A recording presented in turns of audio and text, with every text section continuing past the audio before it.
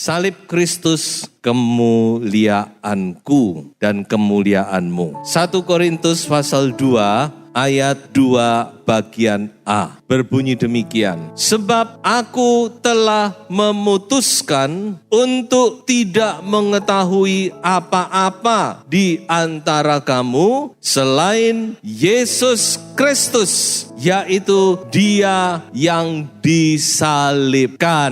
Amin. Puji nama Tuhan Yesus. Haleluya. Ada apa gerangan dengan salib sehingga Rasul Paulus berkata demikian? Aku tidak mau tahu apa-apa. Aku tidak mau bicara yang lain. Aku cuma mau tahu satu hal, yaitu Yesus Kristus dan salibnya. Salib Kristus begitu luar biasa pentingnya dalam kehidupan kita. Kekristenan tidak bisa dilepaskan dari salib. Kekristenan tanpa salib bukan kekristenan. Orang percaya tanpa salib bukan orang percaya. Sebab itu salib ini begitu penting di dalam kehidupan kita. Lalu kita melihat sekarang banyak pengajaran-pengajaran yang mulai mengesampingkan salib. Tidak salah mengajar tentang berkat, tidak salah mengajar tentang pujian dan penyembahan, tidak salah mengajar tentang berbagai macam hal. Tetapi jangan lupa, senternya adalah salib. Karena itu pusatnya. Kalau itu diambil, maka tidak ada artinya semuanya. Itu dasarnya. Kalau salib sudah diambil dari pengajaran, dari mimbar, dari khotbah, dari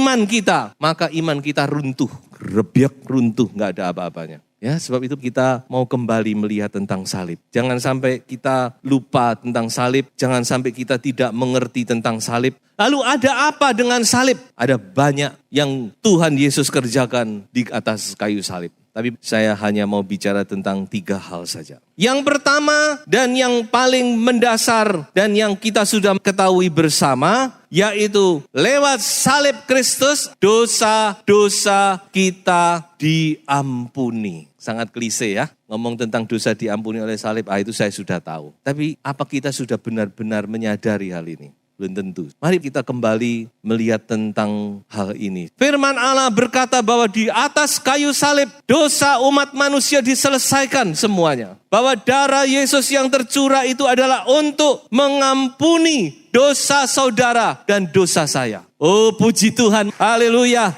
Luar biasa ini. Kita sudah terlalu biasa sehingga kita tidak menganggap ini luar biasa. Tapi coba saudara bicara dengan orang yang agama lain. Mereka sama sekali bingung. Mereka dari zaman ke zaman manusia itu bingung masalah dosa. Tidak tahu bagaimana cara menyelesaikan dosa. Sehingga manusia berupaya dengan segala cara untuk menyelesaikan dosa ini. Hati nurani yang tertuduh ini. Ada orang dengan cara menyangkal diri, nyepi, kebiara, tidak menikah. Tidak ini, tidak itu. Menyiksa diri. Supaya ini hati nurani ini bisa tentram. Bisa ada satu kepastian. Dosaku sudah diampuni oleh Allah. Ada orang yang dengan cara mengorbankan hewan. Bahkan agama-agama yang kuno. Mengorbankan manusia untuk bisa menyelesaikan dosa ini. Tapi tambah dosa.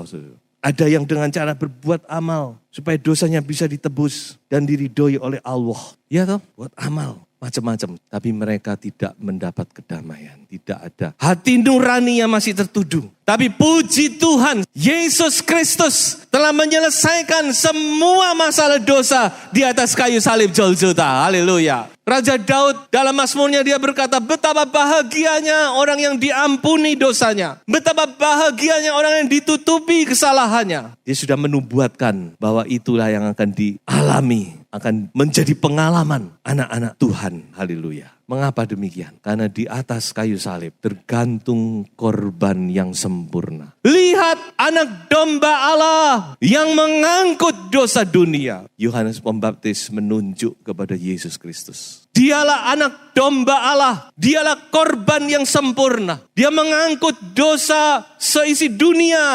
Di atas kayu salib Golgota. Haleluya. Sehingga dosa kita diampuni. Haleluya. Problem manusia yang terbesar adalah dosa. Dan dosa itu sudah diselesaikan di atas kayu salib. Jadi itu kita patut bersyukur. Dan satu hal lagi yang kita perlu mengerti, yang luar biasa tentang hal ini. Bahwa Tuhan berjanji, berapapun besarnya, berapapun hitamnya, berapapun pekatnya dosa manusia itu. Kalau dia mau datang kepada salib, dia mau mengaku, minta ampun kepada Tuhan. Maka Tuhan bersih seperti salju, seperti bulu domba, putih seperti kain lenan. Haleluya. Oh puji Tuhan. Yesaya 1 ayat 18. Ada yang saudara merasa, saya telah berbuat dosa yang besar, saya telah bersalah. Saya mau katakan kepada saudara, ayo datang kepada salib. Saudara tidak perlu melihat besarnya dosa saudara, hitamnya dosa saudara, pekatnya dosa saudara. Tapi yang penting saudara datang kepada Tuhan minta ampun. Maka darah Yesus akan menyucikan saudara. Penjahat yang terbesar pun Tuhan bisa basuh menjadi suci, menjadi bersih. Kalau dia sungguh-sungguh datang kepada Tuhan, mengaku dosa. Nicky Cruz,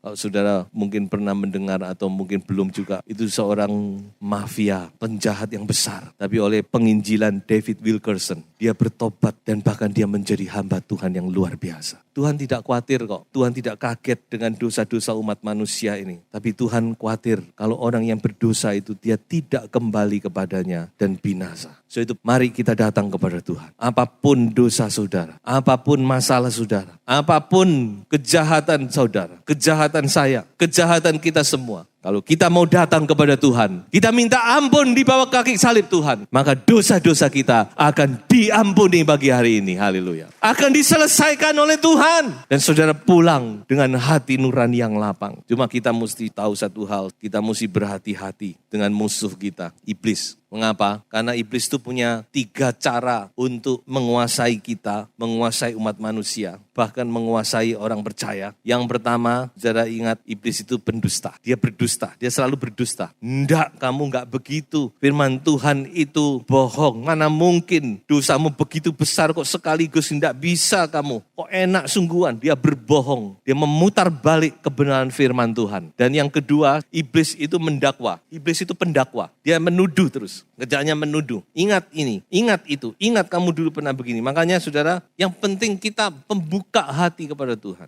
Apapun salah dosa itu saudara akui, tidak perlu sembunyi. Bereskan semua dengan Tuhan.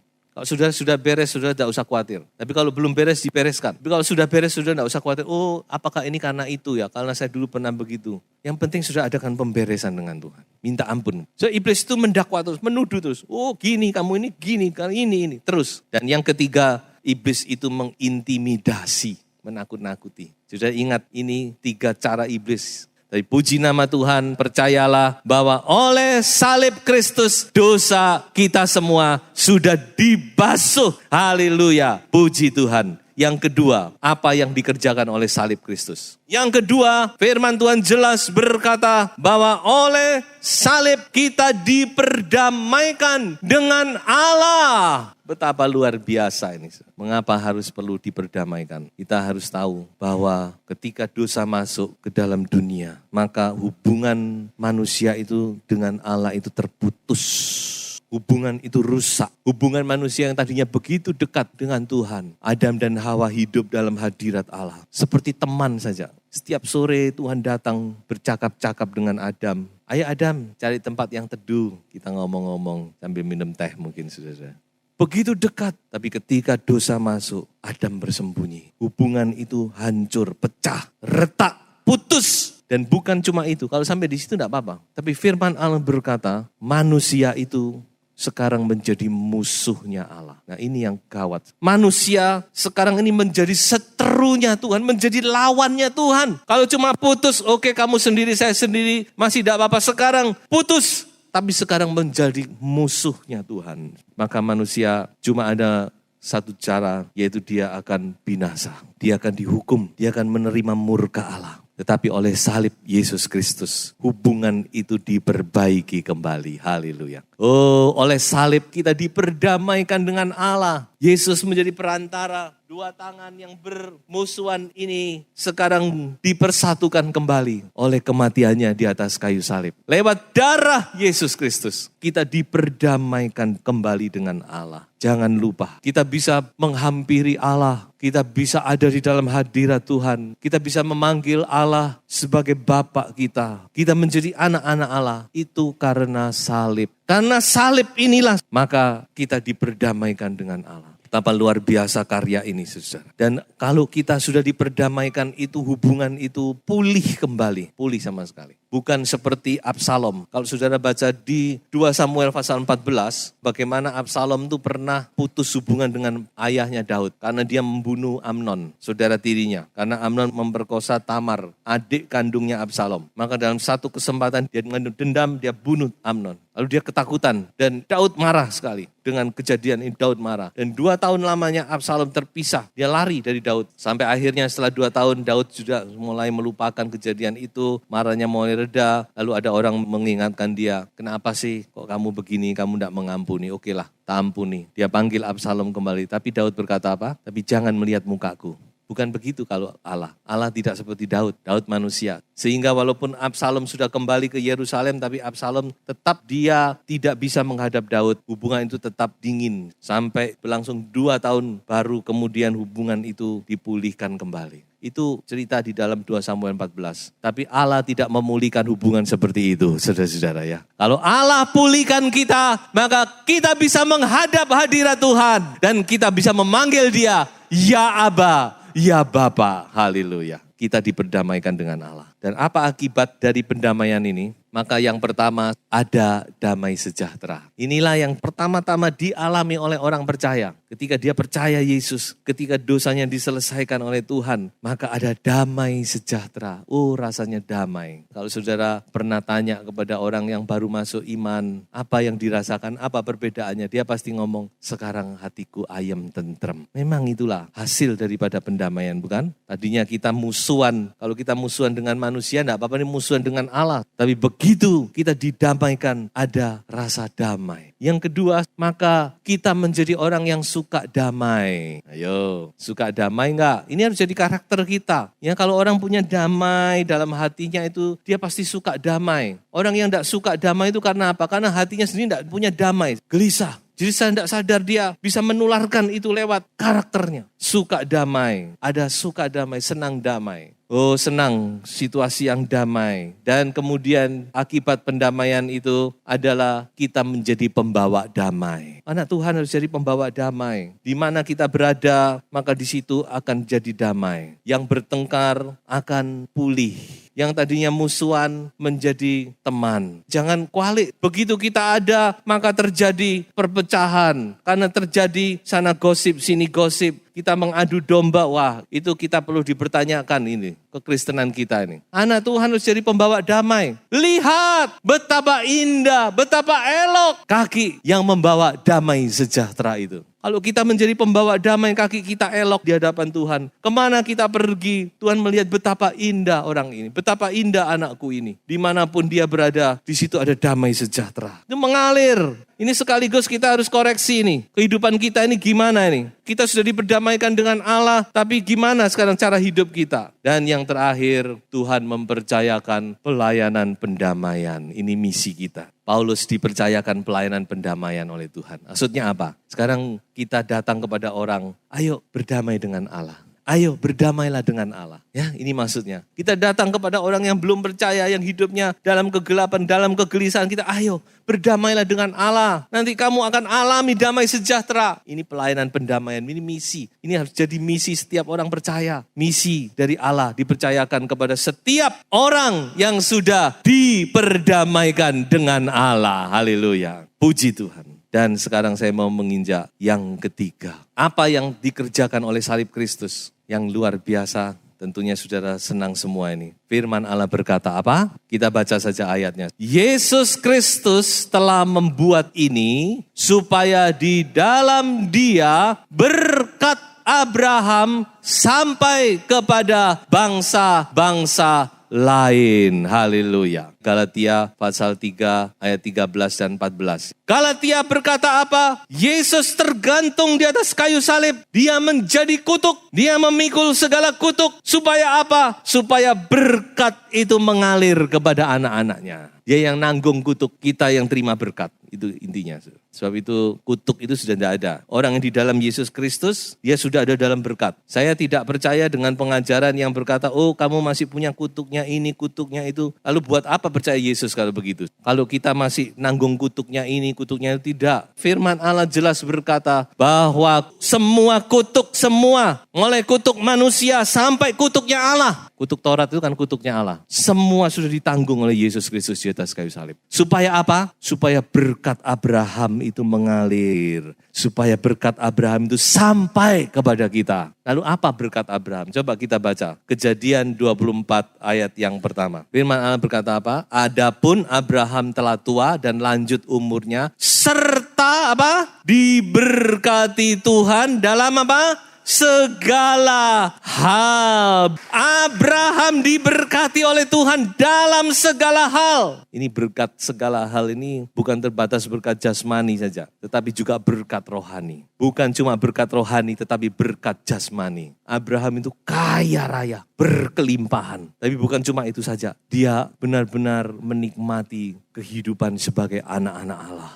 Dia diberkati dalam segala hal. Dan berkat itulah yang tercurah melalui salib dalam kehidupan kita. Lewat salib berkat Abraham ini sampai kepada kita. Jadi di sini saya mau tekankan satu hal. Saudara yang harus percaya dan harus benar-benar saudara pegang. Bahwa Tuhan itu mau memberkati kita. Amin. Jelas ini. Dikatakan lewat salib supaya berkat itu sampai kepada kehidupan kita. Jadi berkat itu pasti. Jadi berkat itu memang ini yang mau Tuhan sampaikan kepada kita. Dan jangan lupa berkat yang terbesar tentunya adalah Roh Kudus. Bicara tentang berkat jangan cuma terpancang kepada berkat secara jasmani. Walaupun itu juga sangat penting. Tapi firman Allah berkata bahwa berkat yang terbesar adalah Roh Kudus. Roh yang dijanjikan itu. Itulah sekarang tinggal dia memenuhi kehidupan kita. Dan itulah berkat yang terbesar. Tapi juga berkat-berkat jasmani yang lain. Lalu saudara mungkin bertanya, mungkin saudara merasa bingung. Loh kenapa kok ada anak-anak Tuhan sepertinya kok hidupnya kok tidak di dalam berkat. Sepertinya kok sulit. Mungkin saya bisa berikan beberapa masukan. Kenapa kok seseorang itu sudah jadi anak Tuhan tapi kok sepertinya tidak di dalam berkat-berkat Tuhan. Nah coba ya kita lihat. Yang pertama ketidaktahuan dan ketidakpercayaan. Ini mental anak sulung saya katakan. Ingat dengan Lukas 15, anak sulung kan protes kepada bapak. Bapak,